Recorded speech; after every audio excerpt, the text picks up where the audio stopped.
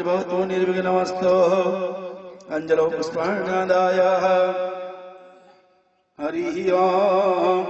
यज्ञेन यज्ञमयजन्त देवाः स्थानि धर्माणि प्रथमान्यासन्नः तेह नागाः महिमानः शतं पूर्वे साध्या। जय श्री राधे।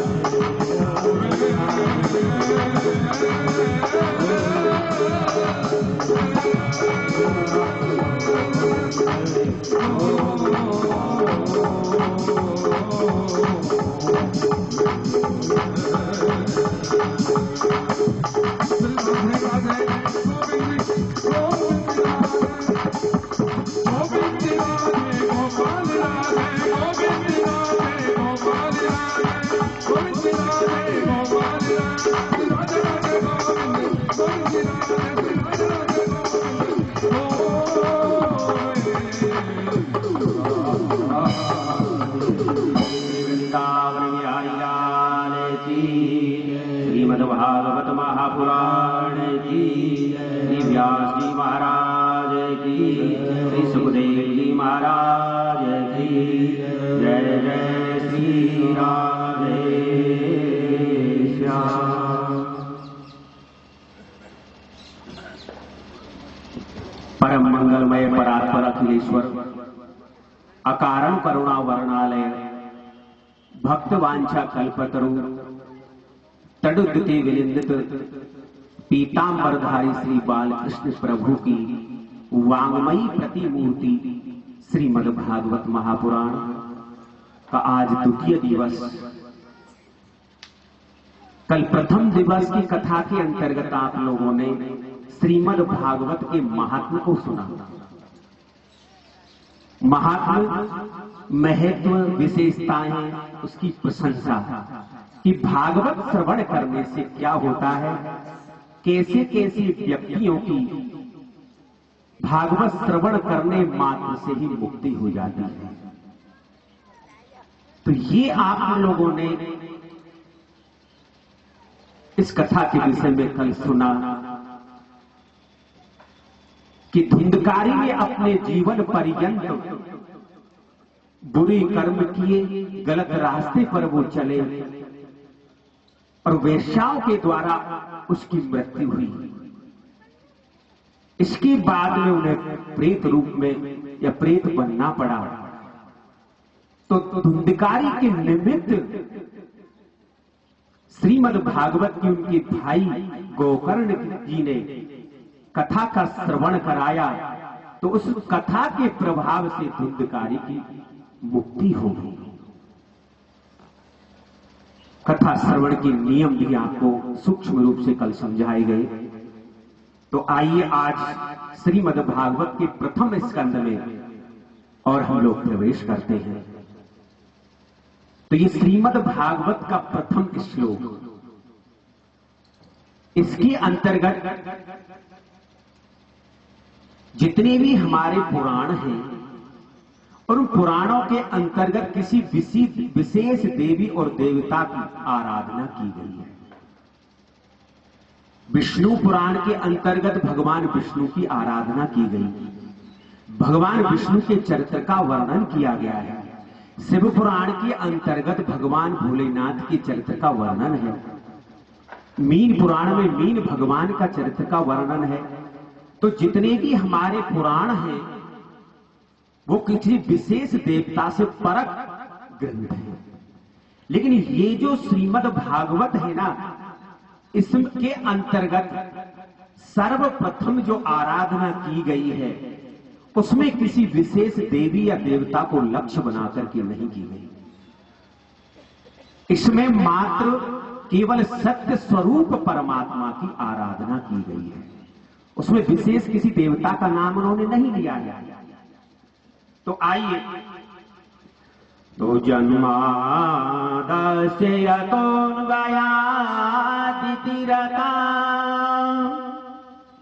चार्थे सभी स्वरा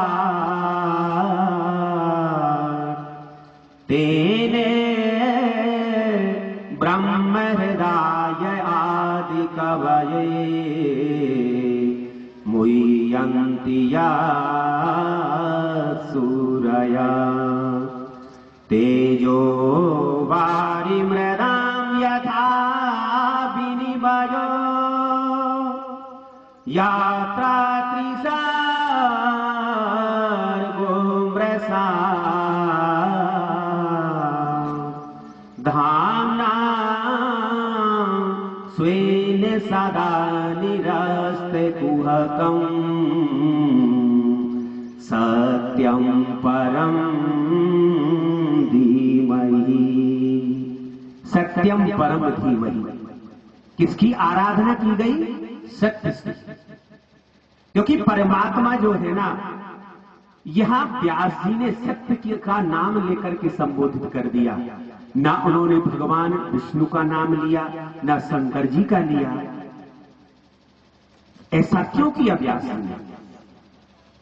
ऐसा इसलिए किया क्योंकि यदि वो भगवान विष्णु का नाम यदि इसमें रख देते, बोले विष्णु परम धीमहि यदि लिख देते व्यास जी, तो शंकर भगवान के जो भक्त हैं वो क्या सोचते?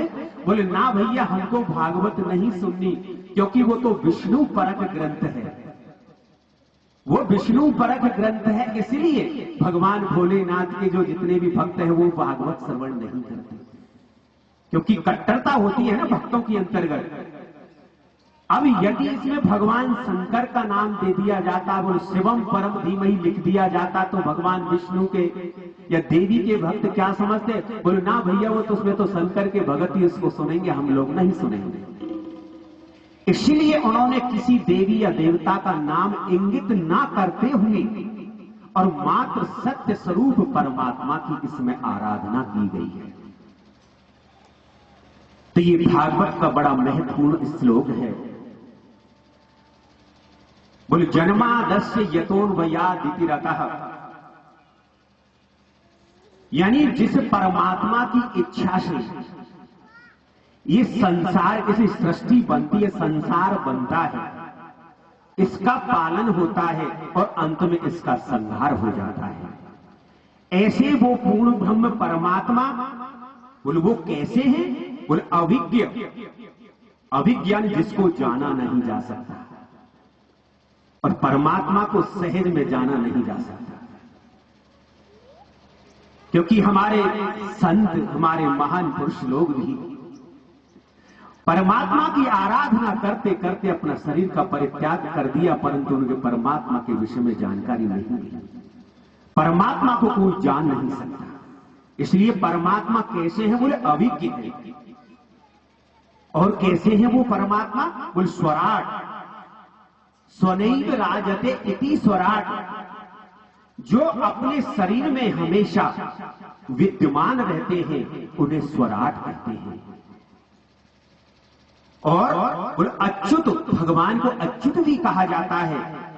बोले ने क्षयति स्वरूपात इति अच्युतः, जो अपने स्वरूप से जो कभी नष्ट नहीं होता उसे अच्युत कहते हैं। क्योंकि परमात्मा कभी, उनका शरीर या उनका स्वरूप कभी भी नष्ट नहीं होता।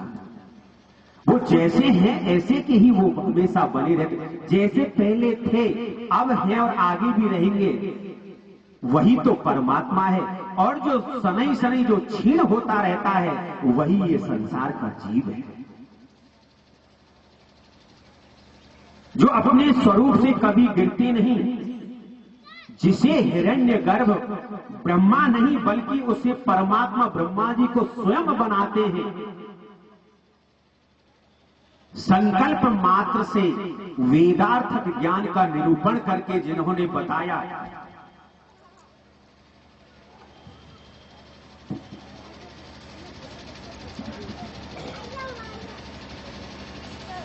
ऐसे उस सत्य स्वरूप परमात्मा को आइए हम सब मिलकर के उनको नमस्कार करते हैं, प्रणाम करते हैं। बोले श्री राधा गोविंद भगवान की जय। दूसरा भागवत का ये दूसरा श्लोक, बोलो धर्म प्रोजित कैतवोत्र परम निर्मत्सराणां सता वेद्यं वास्तवमात्रवास्तु शिवदं तापत्रयोन्मूलनम्।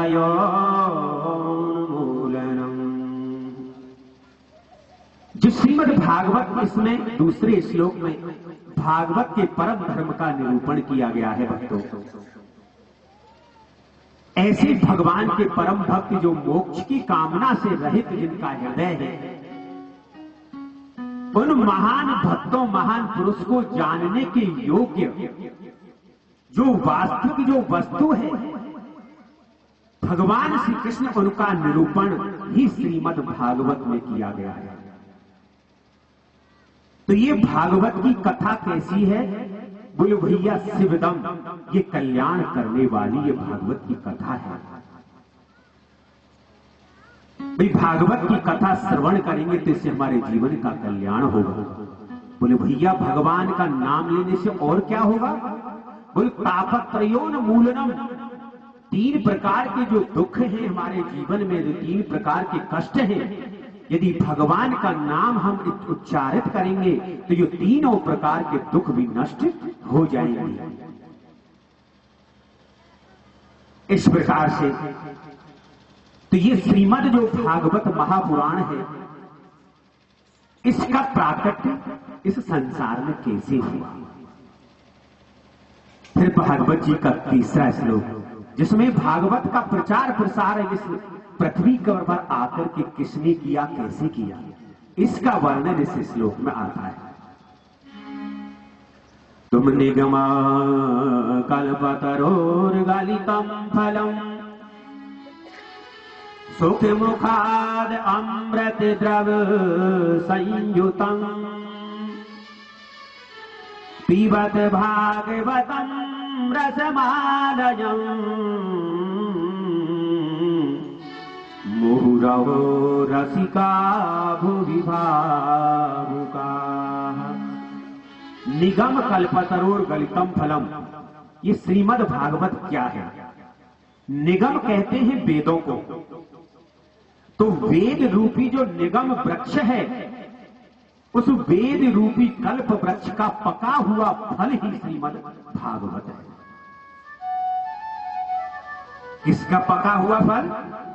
बोल वेद रूपी जो वृक्ष है, उस वेद रूपी वृक्ष का पका हुआ फल ही श्रीमद् भागवत है बंधुओं। तो कहते हैं, बोल ठीक है, आपने कह दिया कि वेद रूपी वृक्ष का पका हुआ फल ये श्रीमद् भागवत है। तो ये वेद रूपी जो फल यानी पका हुआ जो फल है, ये हमको कैसे प्राप्त हुआ, इस पृथ्वी पर आया कैसे? बोल सुख मुखा यानी सुखदेव जी का मुख लगने के कारण ये यहां पर हमको प्राप्त हुआ। और आपने बहुत अच्छी बात बताई, वेद रूपी कल्प वृक्ष का पका हुआ फल श्रीमद् भागवत, जो कि सुखदेव जी के मुख के लगने से हम लोगों को प्राप्त हुआ। लेकिन ऐसा कहते हैं कि ये जो फल होता है, तो फल में तो देखो गुठली भी होती है, छिलका भी होती है। क्यों? तो क्या है, इस पके हुए भागवत रूपी फल में कोई छिलकार गुठली भी है क्या, जैसे छोड़ दिया जाए? बोले ना भैया, इसमें ऐसा कुछ भी नहीं है। बोले अमृत द्रव्य संयुतम, इस भागवत रूपी फल के अंतर्गत तो महाराज अमृत ही अमृत भरा है, रस ही रस भरा है, छोड़ने के लिए कोई भी वस्तु इसके अंतर्गत नहीं है। तो भैया इसका करें क्या? इसका करें क्या? बोले पिबत भागवतम रसमालय, बोले इस भागवत रूपी फल के रस को तुम पियो। बोले एक बात बताओ जी, ये भागवत को यहां पर रसमालयम पिबत भागवतम, अर्थात भागवत कोई पीने की वस्तु थोड़ी है। यहां पर यानी व्यास जी ने श्रवणवतु नहीं लिखा, जबकि भागवत को सुना जाता है, पिया नहीं जाता। फिर व्यास जी ने ऐसा क्यों लिख दिया? यहां व्यास जी को लिखना चाहिए तो श्रवणवतु भागवतम, लेकिन लिख दिया पिबतु भागवतम। पिबतु का अर्थ होता है, देखो माता जी में यहाँ गोलोक धाम में रह करके आपकी गोदी में बैठ करके कुछ भगवान का चिंतन कर लेता हूं, और यदि मैं मृत्यु लोक में चला गया ना, तो मैं सुनता हूं कि भगवान की जो माया है इस मृत्यु लोक में, चाहे कोई भी क्यों ना हो, कोई भी जीव जब आता है तो उसको भगवान की माया घेर लेती है, उसको ग्रसित कर लेती है।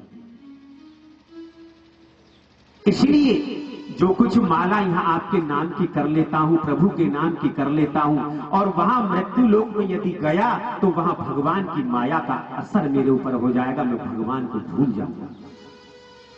इसलिए माता मुझे वहां मृत्यु लोक में नहीं जाना। बोल नहीं बेटा सुखदेव, मैं तुम्हें ये आशीर्वाद देती हूं कि तुम यदि मृत्यु लोक में जाओगे तो तुम्हारे ऊपर भगवान की माया का कोई भी असर नहीं होगा, प्रभाव नहीं होगा, इसलिए तुम मृत्यु लोक को चले जाओ।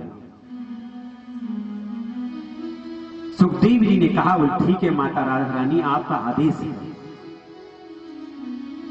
तो श्री सुखदेव जी महाराज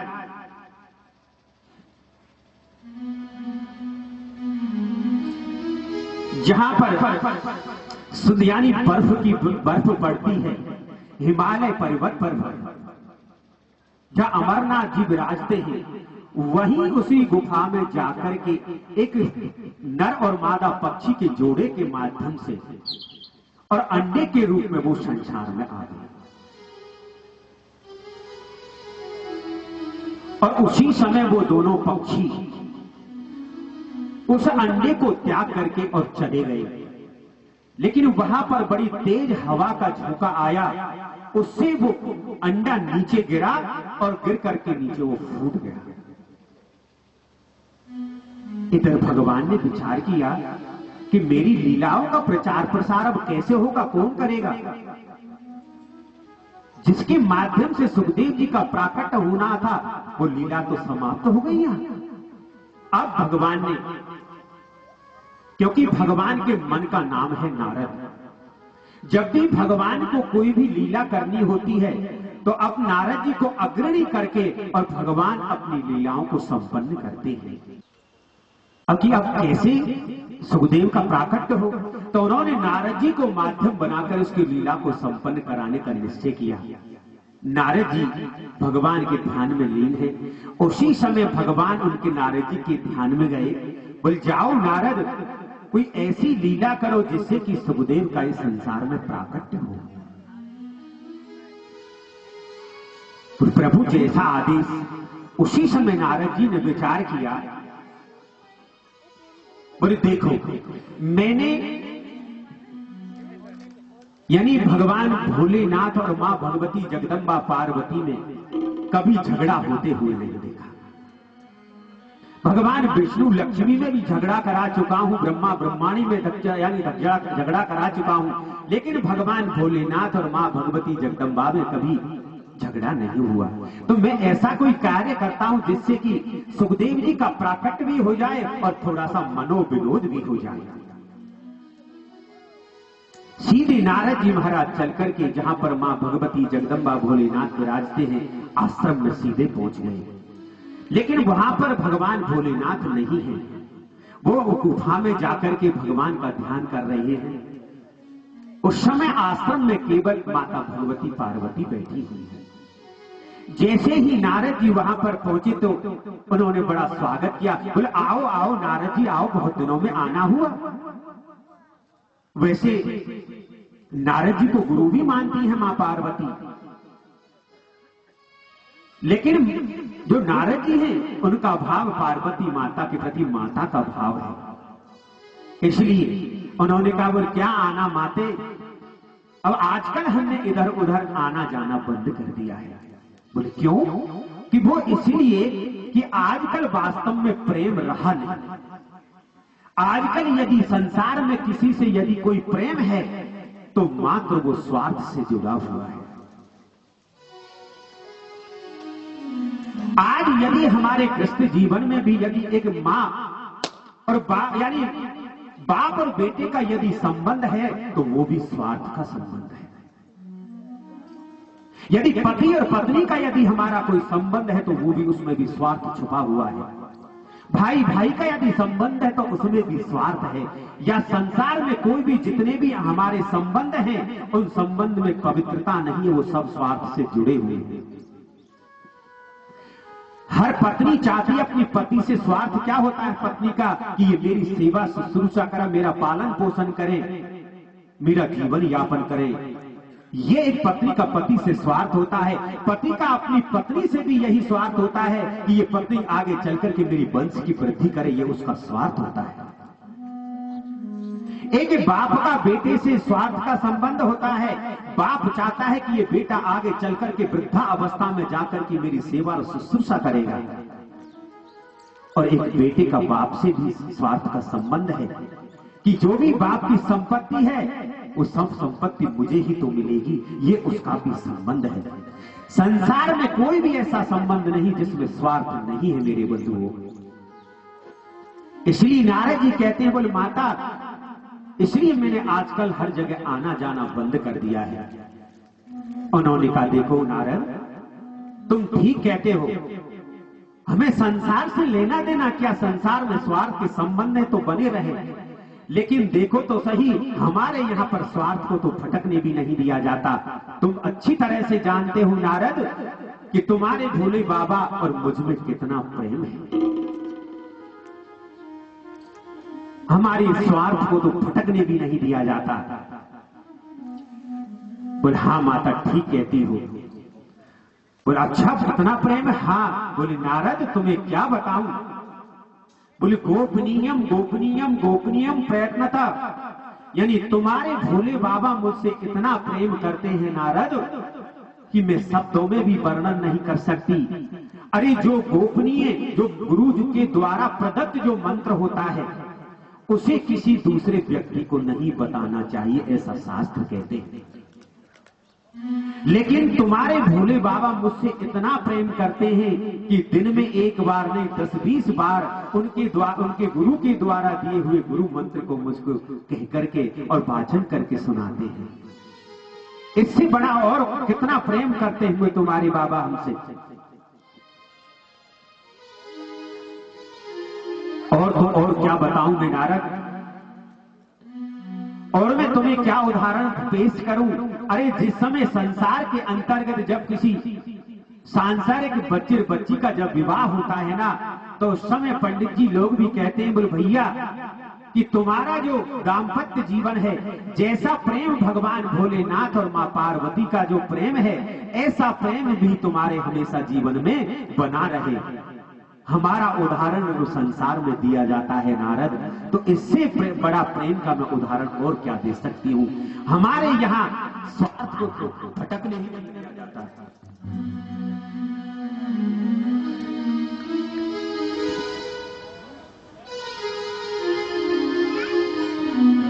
बोले श्री वृंदावन बिहारी लाल की जय। तो हमारे यहाँ तो स्वार्थ को फटकने भी नहीं दिया जाता नारद। बोला अच्छा माता सोच लो एक बार, यदि ज्यादा छानबीन यदि की जाएगी तो निश्चित यहाँ भी कुछ न कुछ गड़बड़ निकलेगा। बोले नहीं नारद हमारे यहाँ स्वार्थ का प्रेम नहीं है। अच्छा तो ठीक है माता, आप कहती हो कि आपसे भोले बाबा इतना प्रेम करते कि आपसे कभी जीवन में कोई बात छुपाती नहीं, सारी बातें आपको बताती है। तो एक बात बताओ क्या कि भगवान भोलेनाथ जो है ना, भगवान भोलेनाथ की जो गले में जो माला है उसको भगवान 2400 घंटे धारण करते हैं। क्यों धारण करते हैं?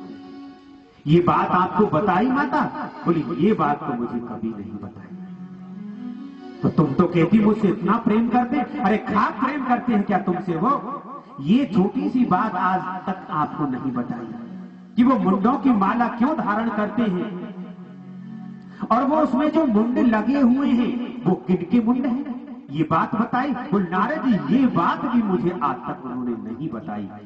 तो माता खाक प्रेम करते हैं, आपसे कोई प्रेम नहीं करते। अब ठीक है माता जी मैं तो चलता हूं, तुम जानो तुम्हारा काम जाने। ऐसा कहकर के नारद जी और आश्रम से निकल करके जाने लगे। इधर भोलेनाथ ने देखा कि अरे नारद और मेरे आश्रम से निकल करके जा रहा है, आज तो भैया निश्चित कुछ न कुछ आश्रम पर गड़बड़ मिलेगी। सायंकाल के समय भगवान भोलेनाथ अपनी गुफा से तपस्या करके आश्रम में आए। तो प्रतिदिन का नियम था कि जब भी वो सायंकालीन तपस्या करके लौटते तो मां भगवती जगदम्बा उनके स्वागत के लिए आरती की थाली लेकर के खड़ी रहती। नंदी भृंगी जो उनके गण थे वो भी वहां पर शंखनाद करते। लेकिन आज जब उन्होंने भोलेनाथ ने देखा कि नंदी और भृंगी दोनों तो खड़े हुए हैं और वो भी मुंह लटका कर, लेकिन उनकी जो माता है आज भगवती जगदम्बा यहां पर नहीं है स्वागत के लिए। भोलेनाथ ने कहा, बोले नंदी भृंगी भैया क्या हो गया, आज तुम्हारी माता जी कहाँ हैं? बोले प्रभु आज तो वो गोप भवन में बैठी हुई है। बोले अच्छा। जैसे ही भगवान ने अंदर प्रवेश किया, माता पार्वती ने मलिन गंदे वस्त्र पहन करके रखे हैं, मलिन वस्त्र पहन करके बैठी हैं और जिधर से भगवान का आगमन है उधर की तरफ पीठ करके माता बैठी हुई है। उन्होंने कहा, बोली देवी क्या बात है, आज स्वागत करने के लिए आप क्यों नहीं आई? बोले रहने दो, मैं आपसे कोई बात नहीं करना चाहती। अरे बोल मुझसे ऐसा कौन सा अपराध हो गया? बोले नहीं मैं बिल्कुल भी आपसे बात नहीं करूंगी। भगवान मुस्कुराने लगे। बोले देवी कोई बात तो होगी, अरे कोई बात हो तो मैं उसका कम से कम जवाब तो दूं, मैं स्पष्टीकरण तो दे सकूं ना। उन्होंने कहा एक बात बताओ कि तुम मुझसे प्रेम करते हो? बोले देवी ये भी कोई कहने की बात है, मैं तुमसे इतना प्रेम करता हूं, शायद ही कोई अपनी पत्नी से इतना प्रेम करता होगा देवी, इतना प्रेम मैं आपसे करता हूं। आपको क्या बताऊं देवी, गुरु का मंत्र कभी किसी को नहीं बताते, लेकिन मैं आपसे इतना प्रेम करता हूं कि गुरु मंत्र भी आपको रोजाना बोल करके बताता हूं। और क्या बताऊं देवी सुनो, कि यानी जब मैं प्रातः काल तपस्या करने के लिए जब गुफा में जाता हूं तो मैं रोजाना मेरे जो इष्ट है भगवान, उनकी जो अवतार हुए, जो आज मैंने किस अवतार का मैंने चिंतन किया, किस अवतार का धारण किया या उनको मैंने दर्शन किया, उस बात को आकर के मैं सायंकालीन आपको बताता हूं देवी, कि आज मैंने भगवान वामन के स्वरूप का मैंने तुम्हें चिंतन किया या उनका दर्शन किया। आज मैंने भगवान के